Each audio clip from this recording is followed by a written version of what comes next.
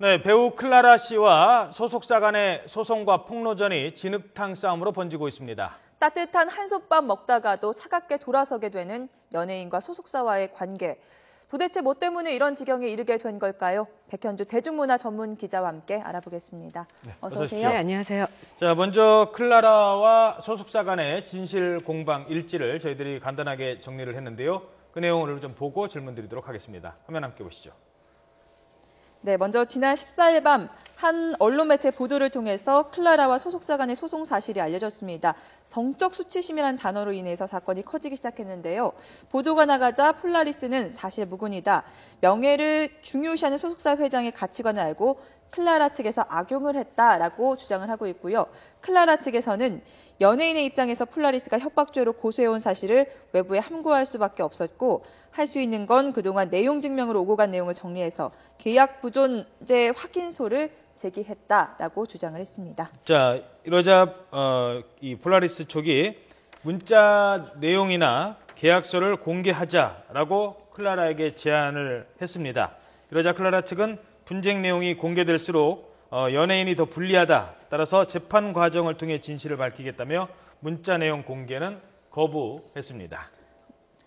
네, 클라라와 소속사 사이의 공방 속에 어제 한 연예 전문 매체가 둘 사이에 오간 문자를 공개를 했죠. 폴라리스 측은 고의로 공개한 것은 아니다. 하지만 내용은 사실이다라고 밝혔고요. 클라라 측에서는 편집된 것에 불과하다, 전체가 아닌 30~40%에 불과한 내용이다라고 반박을 하고 있습니다. 또 여러 자료들이 있지만 민감한 것이라서 언론에 공개는 할 수가 없다라고 밝히고 있습니다. 자, 이렇게 해서 그동안의 상황을 좀 정리를 했는데요. 네. 연예인과 소속사의 어떤 이런 뭐 성희롱 관련된 이런 문제, 이런 게 좀 자주 있는 일입니까? 그렇게 생각하실까 봐 좀 걱정이 되더라고요. 근데 지금 사실 클라라 측에서도 성적 수치심이라는 단어를 자신들이 먼저 쓴 게 아니다 이렇게 얘기를 하면서 그 단어의 최초 그 발원지가 어딘지에 대한 지금 표류 상태가 돼버렸거든요. 근데 사실 그런 걸로 그 계약 분쟁이 일어난다기보다는 어떤 경영상의 불투명이라든지 수익 배분 문제라든지 무리한 스케줄이라든지 이런 것 때문에는 계약 분쟁이 종종 있어 왔죠. 예, 알겠습니다. 실제로 클라라 측에서는 자꾸만 이런 일이 더 커질수록 연예인 측에 불리하다. 그래서 문자 공개도 좀 꺼려하고 계약서 공개도 꺼려하는 측면이 있거든요. 실제로 소송이 시작되면은 활동 못하게 되는 연예인 쪽에서 좀 불리하다고 볼 수가 있습니까?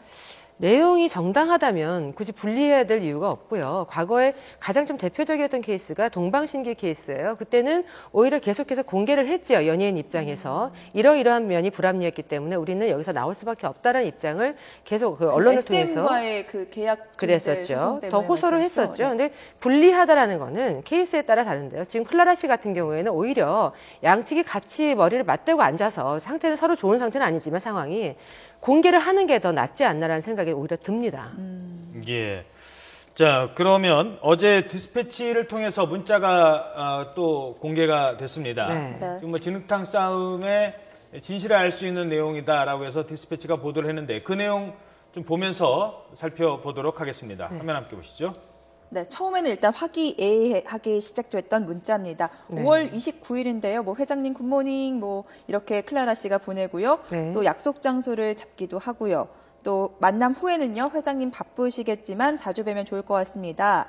뭐 회장님과 대화하면 복잡한 생각이 많이 정리됩니다라는 클라라 씨의 말도 있었고요. 계약 전이에요, 이때까지는. 네, 분위기가 화기애애하죠. 네, 그래도 운동하는 모습도 굉장히 매력적인 모습의 사진을 이제 전송을 하기도 하고. 잠깐만요. 죄송합니다만 뉴스 속보를 간단하게 전해드리고 저 자막을 내린 다음에 진행하도록 하겠습니다. 의정부 화재 오토바이 운전자의 구속영장이 청구가 됐는데요.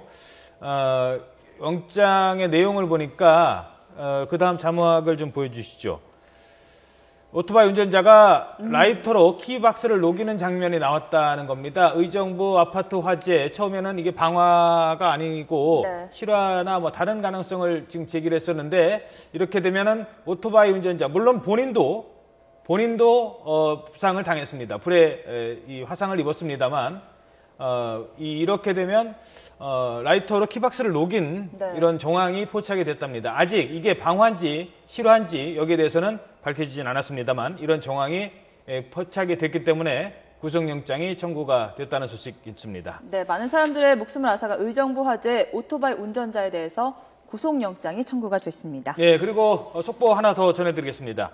박근혜 대통령이 최근 어린이집 아동학대 사건이 근절되지 않고 있어서 참으로 개탄스럽다라고 말했습니다. 네, 국무회의에서 나온 발언인데요. 아동학대가 발생한 어린이집은 더 이상 운영할 수 없도록 하는 등 이번에 좀 확실하게 대책이 집행돼야 한다고 말했습니다. 예, 그리고 특보단과 관련된 얘기도 있었습니다. 최근 기자회견에서 특보단 구성하겠다라고 했는데요. 빠른 시일 안에 특보단을 구성해서 경제혁신 3개년 계획에 박차를 가하겠다라고 국무회의를 통해서 밝혔습니다. 자세한 소식 잠시 뒤에 전해드리겠습니다.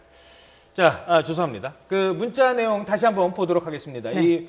이번 사건과 관련해서 뭐 이른바 성희롱이냐 아니냐는 부분인데요. 네. 그리고 저 사진 올리고 나서 뭐라고 써놨죠? 밑에? SNS 올리고 기사 안 된 적이 없다. 항상 메인에 뜬다. 그래서 뭔가 좀 회장님에게 자신을 좀 크게 키워달라는 의중을 비치기도 했죠. 근데 예. 지금 이제 최초의 보도가 나면서 좀 충격적이었던 것은 너에게는 다른 연예인과 다르게 신선함이 느껴진다. 나는 유부남이지만 애인이 있다. 이런 내용의 문자가 담겨 있다라는 처음에는 거였죠. 그 내용만 나왔잖아요. 예, 하지만 네. 이번에 그 디스패치를 통해서 밝혀진 그런 공개된 그 문자 속에는 그런 내용이 전혀 없었고요. 지금 60대입니다, 이 회장이. 근데 지금 이제 젊은 분들 같은 경우에는 운동하는 모습인데 어떠냐, 혹은 그 화보를 찍었는데 어떠냐라는 생각을 하실 수도 있겠으나, 네, 비키니만 입은 화보더라고요. 네, 과감한 모습의 그런 포즈를 하고서 회장에게 전송을 했단 말이죠, 사진 등을. 그러니까 오히려 성적 수치심 얘기를 하게 된다면 그 회장님 측에서 더 성적인 그 수치심을 느낄 수도 있었겠다라는 그런 생각은 개인적으로 해봤습니다. 네, 네. 자 그렇다면 클라라와 문자를 주고받은 이 폴라리스 회장 굉장히 그 명예를 중시하는 분이라고 들었는데 어떤 분인지도 좀 살펴주시죠. 이 폴라리스가 일광 폴라리스라고 해서요. 일광그룹의 계열사예요. 경찰 간부 출신이기도 하고 이 회장이, 그리고 대종상 영화제 조직위원회 그 조직위원을 맡고 있고요.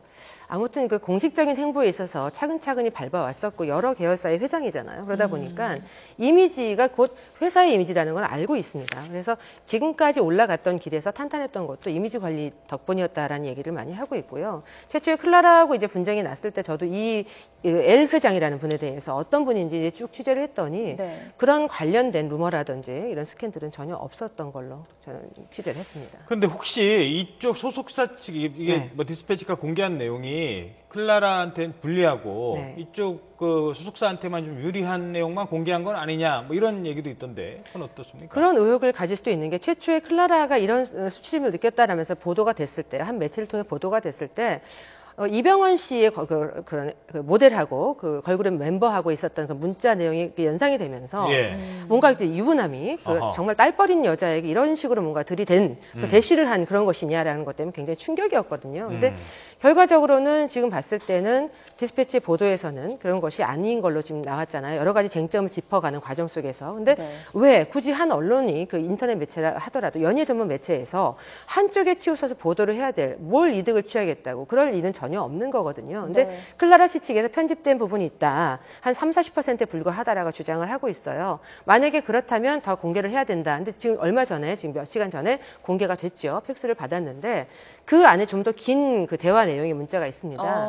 근데 그 긴 거를 다 보고 왔거든요, 제가. 어떻습니까? 근데 정말 긴 몇 달의 시간 동안 일관계로 만나온 사람들은 문자가 한두 개로 끝나지는 않잖아요. 근데 그렇죠. 그 내용 속에서 뭔가 사심을 드러낸다거나 수치심을 유발할 만한 그런 내용들은 없었고요. 네.